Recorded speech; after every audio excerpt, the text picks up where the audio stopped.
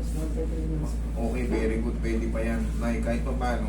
Kasi Pero, na-recover yan. Kasi puli po yan eh. Mm. Binubuhat namin dati. Hindi to nakakalakad. Eh, awan na Diyos, medyo nakaano na. pero ano, Ito ang... na lang problema namin. Oo, Nay. Kahit pa paano, lalakas pa yan.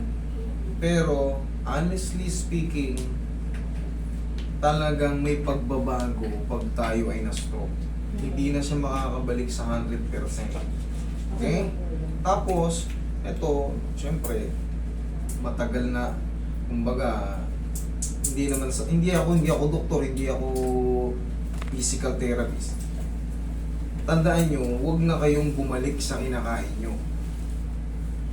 Kung ano yung nakapagpa-stroke sa inyo, pagkain po tayo, doon tayo na i-stroke sa pagkain natin.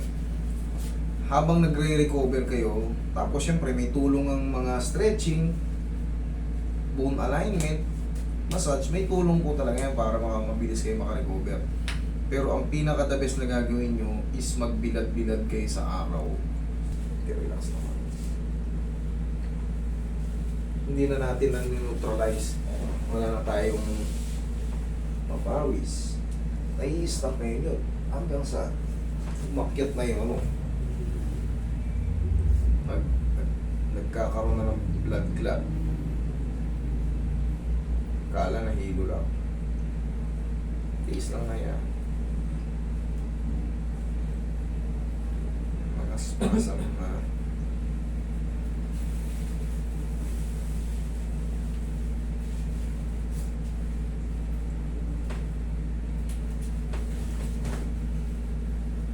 Relax lang.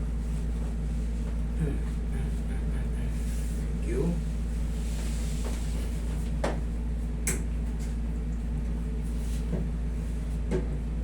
Mami, merong mura na ngayon na ano eh. Merong mura na ngayon na parang robotic yung ino-order sa ano. Oo, yun sa kami. Hindi makakatulong yun. Kasi yung Contraction. bola, ay Contraction. ang dami nang bumibili ng bola, hindi rin na bakit. Hindi nila rin mapiga.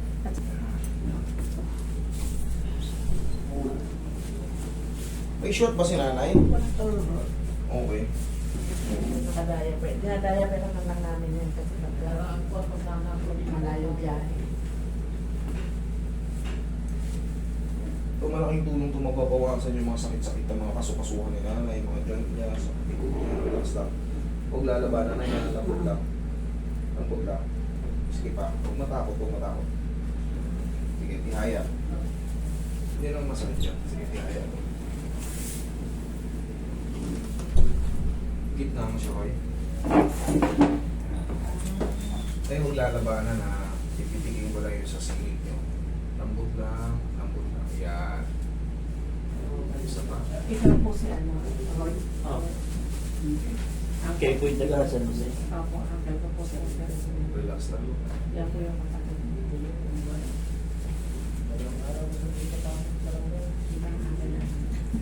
Lalo ko pong pumunta sa oras. May oras na ngayon, ma'am. May panghapon. Hindi naman sabay-sabay ng todo. Sakit pag ginaganyan? Hindi. Hindi. Very good. Tapos ito na yung normal na stretching eh, mami. Kung kayo, para makatipid din kayo kasi pag kung... Siyempre, pero for the meantime talaga, habang nagre-recover si nanay, kung gagastos lang din kayo, sa panahong ito na. Sa panahong bago pa. Oo nga po. Kaya nga lahat ng Kasi pag lumagpas na ng 6 months, naku po, ano ka na, therapy na ang tawag doon. Therapy na. Baka wala nang magbago. Although naka-schedule kami sa March, ngayon Relax August lang. 12. Laglag nyo. Sige, relax lang. Yan, sige pa. Sige pa. Sige, laglag nyo lang. Huwag nyo labanan. Sige, lambutan nyo lang. Yan, sige pa. Iunatin lang natin yung mga... Sige pa, lambutan nyo lang. Yan, kunti pa. Lambot lang. Sige pa, lambot lang. Okay, huwag lalabanan. Lambot lang. Kaya masaktan kayo ng konti. Okay, one more. Last. Stretch na lang to. 1, 2, 3.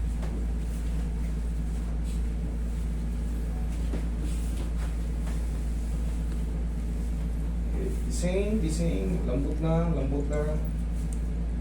Sige, lambot lang, hayaan nyo masaktan kayo konti. Sige, lambot lang. Okay, one more. Sige, lambot na, malapit na. Yan, lambot na. Huwag nilalabanan. Okay. Okay, malapit na. Sige, lambot lang, Nay. Lambot lang. Huwag nilalabanan. Sige, lambot lang. Konti na lang. Ito, no? Lambot lang. One more. Nasasaktan ba kayo? Hindi naman. Sapak. Kaya naman, hindi. Pag hindi kaya, sabihin nyo lang. Kaya. Okay. Sige. I-stretching to, mami. Part 2 ng ano. Ganito rin ang gagawin sa inyo ng ano. Sige, lambot lang. Lambot lang. Sige pa. Kaya namang ilambot to. Sige pa. Sige pa. Sige pa. Sige pa. Oh, 1, 2, 3. Balik. Okay. Okay, one more. Last na to. Sige, lambot lang. Kaya pang ibaba. Kaya pa. Lambot lang. 1, 2, 3.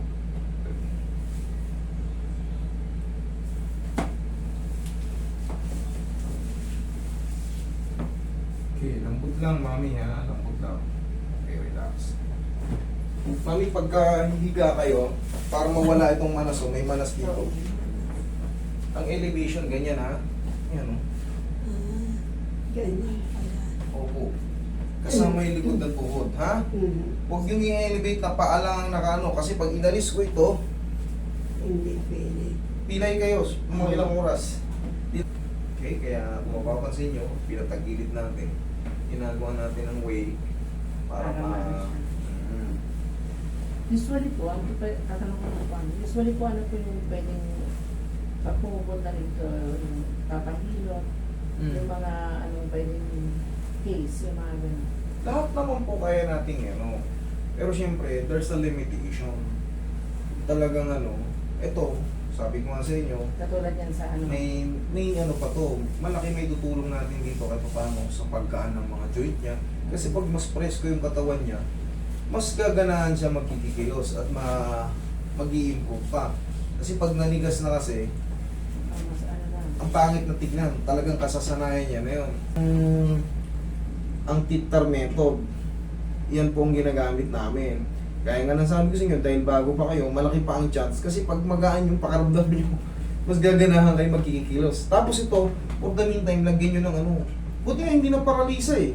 Yung iba talagang ano. Hindi po, as in, hindi talaga ito nakakalakad. Hindi, nakakano siya, nakaka-recover. Sa amin talaga, noong binubuhatan, hindi siya nakakalakad. Buhat Hopefully, gumanda pa. Siyempre, hindi yan kagad makikitaan ng ano, hindi kagaya ng mga dislocated dyan. Instant. Pero yung mga ganyang alignment, may tulong yan kasi lumuluwag yung ano nyo. Kaya nga sabi ko nga nung lumabas siya sa ospital, kahit sa bahay, kaya siya nakakalakad ng ganyan. Oh, yun. Salamat. Kahit pa paano, tulungan nyo kami mga... Inaano namin yan. Kasi yung kahit pa paano may knowledge naman kami ng konti na ano. Very good. Mami. Okay? Ano na tayo. Tapos ito, lakasan nyo palagi. Huwag kayong mahiyang sumigaw, lalo sa morning. Para yung vocal cords nyo hindi ka... Kasi susunod, kakainin mo na yung letra. Kailangan yung isigaw mo. Wag lang pagalit. Kumbaga sign of therapy, gano'n. Kasama yun sa puso. Yun ang heart therapy rin, gano'n. Okay? Tinuturo ng doktor yan. Okay? Sige po, maraming salamat.